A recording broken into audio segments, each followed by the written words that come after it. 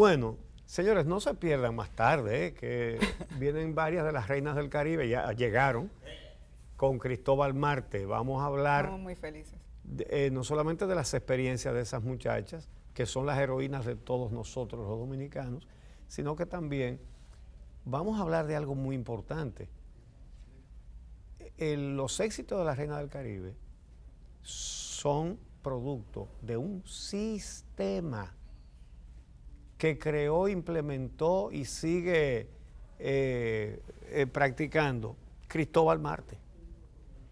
Entonces, es muy importante que nos enteremos todos de cómo es que funciona. No se pierdan eso. Pero mientras tanto, este programa está de acuerdo, siempre ha estado de acuerdo, con que tanto a los médicos como a los maestros se les pague bien. Porque primero, tienen que prepararse muy bien. Segundo, es un trabajo, unos de salvar vidas y otros de conducir vidas. Y un médico y un maestro son más importantes que cualquier otra cosa prácticamente. Entonces, dicho esto, siempre también nos hemos opuesto a los excesos de médicos y de maestros. Sobre todo al cruel mecanismo de apretar a los de abajo, dizque para ablandar a los de arriba. Vale decir que los maestros que tienen un reclamo, lo primero que hacen es dejarle de dar clase a los hijos de los pobres, lo cual es criminal, es abusivo, es opresivo. Y con el colegio médico sucede lo mismo. Hay que señalar que en el caso de la ADP y en el caso del colegio médico se han atenuado bastante esas actitudes, porque también hay que decirlo. Con los últimos cambios de directivas en ambos gremios, eso se siente mucho menos, ¿verdad? En el caso de la ADP, increíblemente, porque durante años los presidentes de la ADP fueron importantes dirigentes del partido de gobierno y vivían peleando con educación y no se daba clase. En el caso del colegio médico hay que decir que bajo la actual presidencia han sido mucho más sensatos. Defienden su derecho como lo tienen que defender y con mucho énfasis. Y como supongo que esperan los médicos de su directiva, lo hacen. Pero no hay una huelga cada rato. Sin embargo, lo que está ocurriendo en el Hospital Francisco Moscoso Puello es un colmo.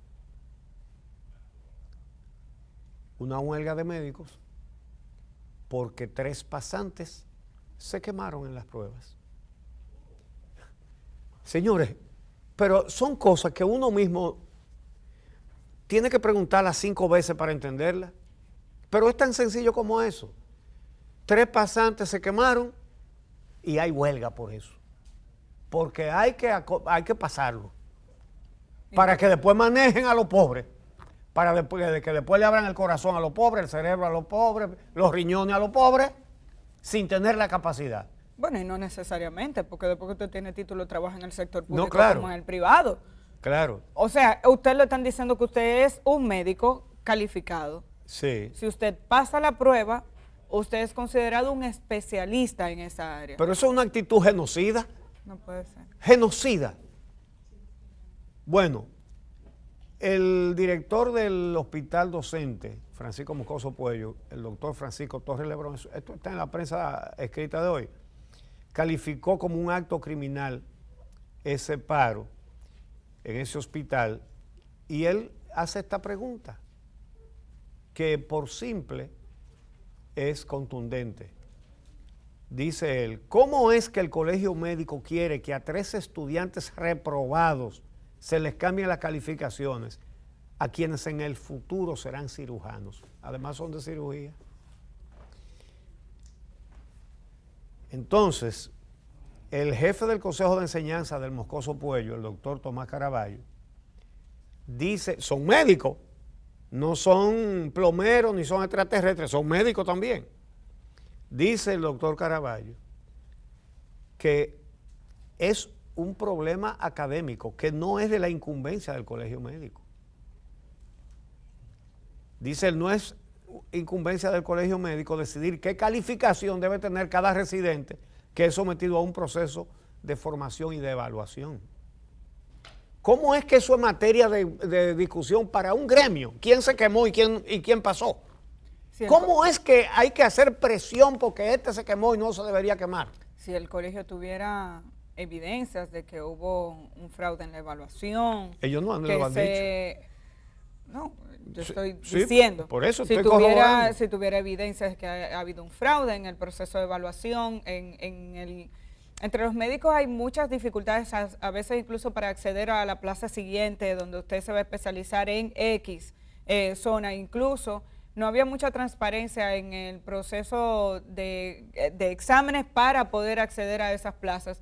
Y el colegio médico ahí sí ha intervenido, pero sí es que estuvieron aprendiendo en una especialidad y no están aptos para que se les considere como especialistas en esa área. Estamos hablando de gente que trabaja con la vida de las personas. A cualquier nivel, el médico tiene una incidencia directa en la vida de una persona, de aquel al que le pone la mano. Porque cualquier situación sencilla se puede complicar y causarle la muerte a alguien. Entonces, la profesión de la medicina es sumamente delicada, extraordinariamente delicada. La verdad es que es lamentable ver este tipo de declaraciones del director indicando que esa es la razón por la que hoy en día tenemos una paralización en un hospital público de este país, porque uno lo que aspira es a que los profesionales de las diferentes áreas quieren ser cada vez mejores, que aspiren a lo mejor, a las mejores calificaciones, a que quienes ocupen las diferentes plazas que se abran sean aquellos que tienen las mejores calificaciones y por tanto los que están mejor preparados. No necesariamente quien saca 100 es quien tiene las mejores habilidades incluso para trabajar con gente. Por eso el tipo de evaluación que se hace hoy en día no es solamente en base a lo cognitivo, sino que también hay otras especialidades que se toman en cuenta u otras áreas que se toman en cuenta. Usted puede ser un excelente médico y si no tiene capacidad para hablar con los pacientes, usted no sirve para nada. Ahora, ¿cómo es posible que estemos apostando a que la gente pase con lo mínimo? Sí. A que pase con lo mínimo, es que no puede ser ese el criterio. Estos gremios no se dan cuenta de cómo ellos mismos socavan el respeto que deberían esperar de la población. Ellos mismos se ponen con un pico y una pala a acabar con su imagen. ¿Cómo es posible? Entonces, reporta la prensa que estas declaraciones que acabo de citar del director del hospital y del encargado de la práctica docente dieron esas declaraciones durante una reunión de la dirección del hospital con los jefes de servicio, en la cual respaldaron sus decisiones, ¿verdad? Entonces ahí un representante del colegio médico fue a los consultorios y le dijo a los médicos que se fueran, porque ellos estaban en protesta, porque esos 3 pasantes habían sido reprobados. Entonces, algunos pacientes fueron atendidos por médicos militares, pero no dieron para todos los pacientes. Por lo tanto, a una cantidad de pacientes les reprogramaron sus citas. ¿De qué estamos hablando? De una insensibilidad criminal. Esos pobres, que son los que van a buscar servicios médicos del Estado en los hospitales públicos, esos pacientes, esos son el pueblo dominicano y son seres humanos de carne, de hueso y de enfermedades, que van al único sitio donde pueden resolver su problema de salud. Pero qué insensibilidad tan grande tiene una persona que debería tener una vocación contraria a esa actitud. La vocación de ayudar al enfermo, de salvarle la vida, de mejorarle su estado. No, aquí me le pusieron una mala nota, 3, y no aceptamos eso, se van para su casa. No los vamos a atender y no los atendieron. Inconcebible. Muchas de esas personas La mayoría de los pacientes de hospitales públicos llegan de lejos. Porque aquel que le da un dolor de barriga en un campo de Tamayo, o vamos a ponerlo más cerca, de Jaina, o de cualquier lugar, generalmente no tiene mucho a dónde ir y coge para la capital o para una ciudad grande que le quede cerca. Y eso es un gasto que está por encima generalmente de sus posibilidades, un gasto en transporte.